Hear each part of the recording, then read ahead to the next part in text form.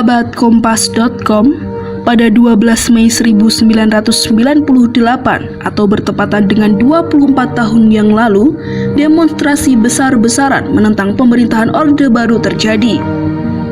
Kejadian tersebut dikenal dengan tragedi Trisakti karena terdapat 4 mahasiswa dari Universitas Trisakti yang gugur dalam peristiwa tersebut. Salam kami untuk Kepupur, kami dari kelompok 6 yang terdiri dari saya, Godeswita Natali, Jasmine Aulia Kalista, Afif Metakulana, Renhat Athena, dan juga Nurul Hasana. Jadi kelompok kami kali ini berkesempatan untuk membahas materi tragedi Trisakti yang tidak lagi asing, bukan? 12 Mei 1998 tentu merupakan sejarah kelam yang pernah terjadi di Indonesia. Pada saat itu, Soeharto sedang mengikuti KTT G15 di Kairo, Mesir. Sedangkan di sisi lainnya, para massa sedang mendemonstrasi mengenai tuntutannya untuk melakukan reformasi.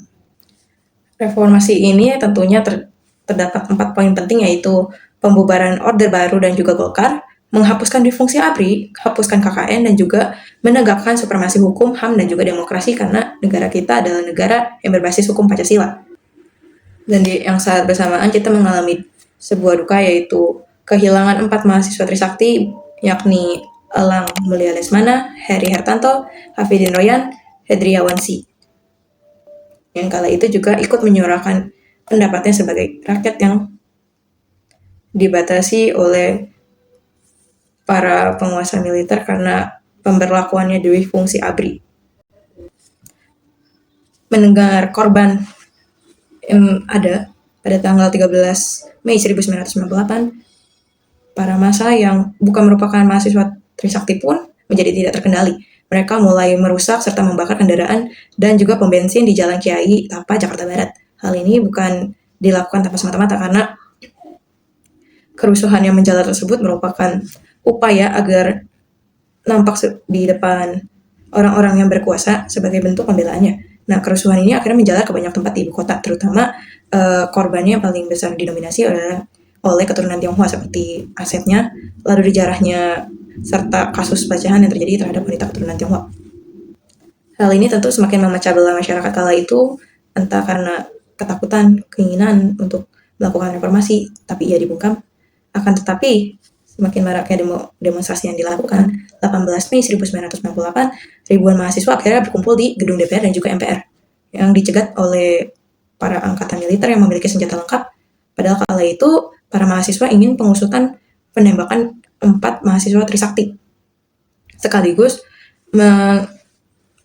menyuarakan untuk penolakan Soeharto menjadi presiden kembali ya tahun 1998, lalu pembubaran DPR dan juga MPR, serta pemerintahan baru atau reformasi yang akhirnya digantikan oleh wakil presidennya Soeharto kala itu, Pak Habibie. Karena berdasarkan Undang-Undang Indonesia, jika presiden diturunkan, maka kala itu wakil presidenlah yang akan maju untuk menggantikannya. Selanjutnya ada dampak dari tragedi Trisakti itu. Yang pertama, banyak dari aksi massa protes secara besar-besaran. Yang kedua, kerusuhan 13 sampai 15 Mei 1998 dengan dilanjutkan tekanan kuat terhadap Soeharto, dan pada akhirnya Soeharto mengundurkan diri pada 21 Mei 1998 dan mengakhiri 32 tahun Orde Barunya. Untuk menyatakan berhenti dari jabatan saya sebagai Presiden Republik Indonesia. Selanjutnya ada upaya pencegahan setelah tragedi Trisakti ini. Setelah masa reformasi, negara mulai melakukan perubahan agar tragedi seperti Trisakti tidak terulang lagi. Yang pertama dengan reformasi sektor keamanan, seperti pemisahan Polri dan TNI, polisi jadi pelaksana keamanan sipil, dan pembaruan prosedur penanganan massa. Yang kedua, penegakan hak asasi manusia. Aturan penggunaan senjata diperketat, polisi atau TNI tidak boleh memakai peluru tajam untuk membubarkan massa. Yang ketiga, pendidikan HAM di institusi keamanan dan kampus. Dan yang terakhir, penguatan kebebasan berpendapat dan kebebasan berkumpul. Oke, sekarang kita akan masuk ke proses hukum dari tragedi Trisakti ini, teman-teman, yang terjadi di tanggal 12 Mei 1998. Jadi yang pertama, itu ada pengadilan dari militer, teman-teman, yang terjadi di tahun 1998 sampai 2002. Jadi karena aparat keamanan saat itu berasal dari Polri, yang masih berada di bawah naungannya ABRI, teman-teman, proses awal yang dilakukan itu adalah peradilan militer. Jadi di tahun 1998 sampai 1999 itu adalah gelombang pertama. Jadi ada 6 anggota BRIMOB yang menjadi terdakwa. Lalu dakwaannya itu adalah salah satu penggunaan senjata dan prosedur pengamanan. Lalu putusannya 6 BRIMOB ini dipenjara 2 sampai 10 bulan dan itu termasuk hukuman yang sangat ringan teman-teman. Yang kedua itu di tahun 2001 sampai 2002. Itu termasuk ke gelombang kedua. Jadi ada 9 anggota BRIMOB yang kembali diadili teman-teman. Saat itu putusannya adalah 3 sampai 6 tahun penjara. Mereka ini dianggap sebagai pelaku lapangan dan bukan perencana. Tapi teman-teman ada catatan nih bahwa hanya pelaku lapanganlah yang diadili.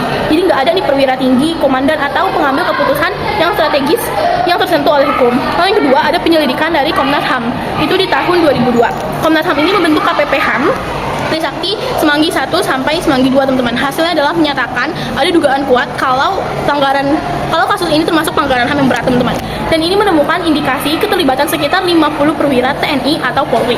Berkas ini diserahkan kepada Kejaksaan Agung untuk penyidikan teman-teman. Lalu yang ketiga ada Kejaksaan Agung dari tahun 2002 sampai sekarang teman-teman. Ini berulang kali mengembalikan berkas Komnas HAM. Alasannya karena pelaku lapangan ini sudah diadili di pengadilan militer. Jadi nggak ada lagi dasar untuk membuka penyelidikan baru menurut mereka.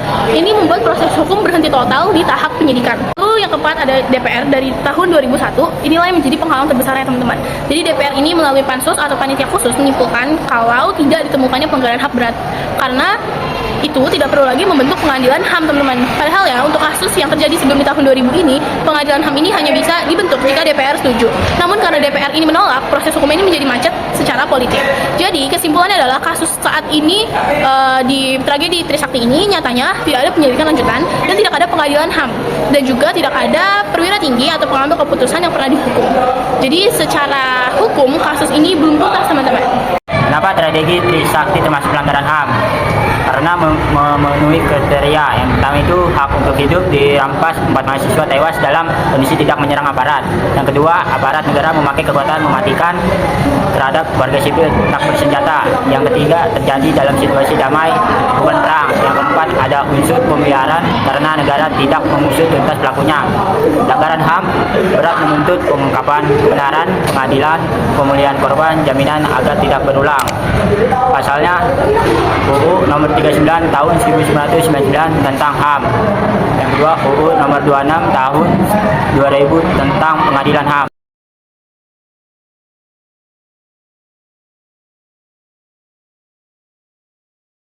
Kita tahu bahwa kekuasaan yang tidak diawasi dapat berujung pada pelanggaran HAM dan hilangnya nyawa yang tak bersalah. Seperti pada tragedi Trisakti ini, di mana mahasiswa Trisakti yang hanya ingin mengeluarkan pendapatnya dan bersuara malah kehilangan nyawanya oleh aparat yang memiliki kekuasaan berlebih. Nah, mahasiswa Trisakti ini tidak hanya dirampas hak untuk bersuara, tapi dirampas hak untuk hidupnya juga. Nah, tragedi ini itu jadi pengingat bahwa kita selalu harus menjaga hak asasi manusia, dan kita harus belajar seberapa pentingnya hak asasi manusia yang dipunyai semua orang agar peristiwa seperti ini itu tidak terjadi lagi, seperti apa yang sudah dimediasi pada masa reformasi saat itu.